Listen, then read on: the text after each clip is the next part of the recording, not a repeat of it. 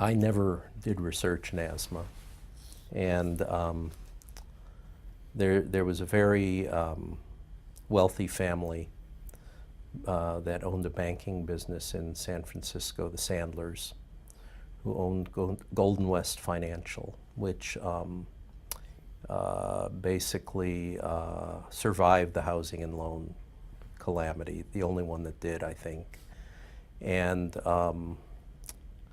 they became interested in asthma because Mrs. Sandler has asthma. And they were a little frustrated with asthma research at the time. This was in the mid-1990s, late 1990s. And they wanted to change asthma research, and they felt they had the power to do so financially. They started talking to physicians at UCSF involved in asthma care and research. And UCSF came up with proposals to establish a center.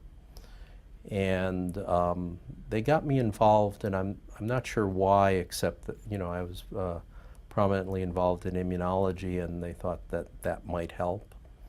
The Sandlers weren't happy with the proposals. They kept traveling around the country and heard that UCSF was okay, but it wasn't a powerhouse in asthma at the time. And they didn't know what to do. After about 3 iterations of proposals, they finally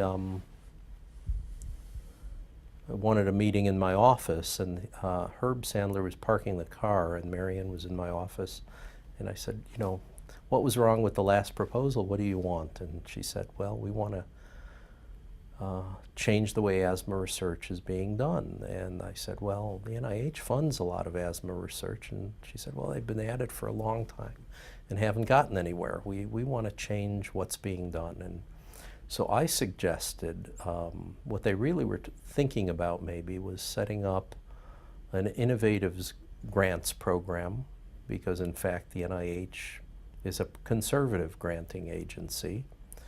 And I said, you know, what you really want to do is attract new people into the field who will think differently about the research, because it's going to be hard to change the ideas of people in the field. But in order to do that, you're going to have to hold out large carrots and make it pretty easy.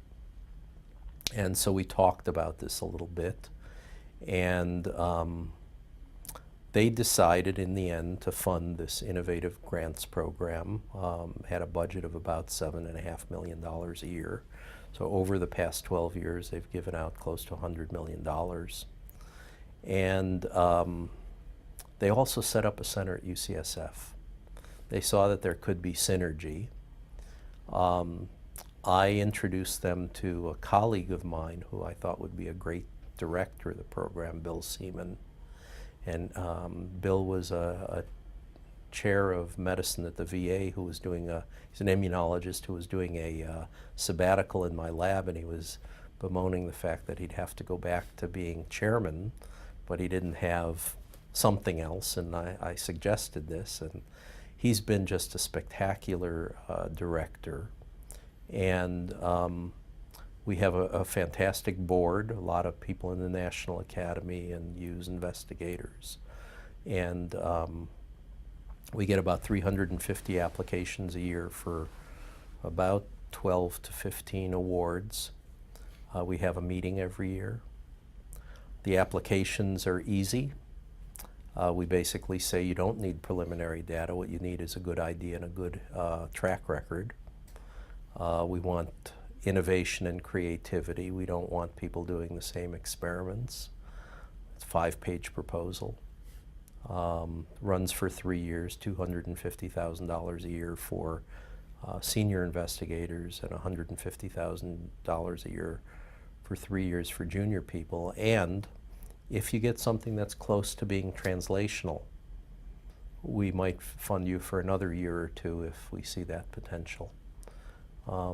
So we've had a fantastic group of people, lots of new people drawn into the field. We've had some people from the NIH who have seen the program develop, Dan Rotrosen in particular, and I think he really likes the program. And he was a little skeptical in the beginning, but I think the program's really attracted a lot of people to the field that wouldn't be there otherwise. And it's a very prestigious program.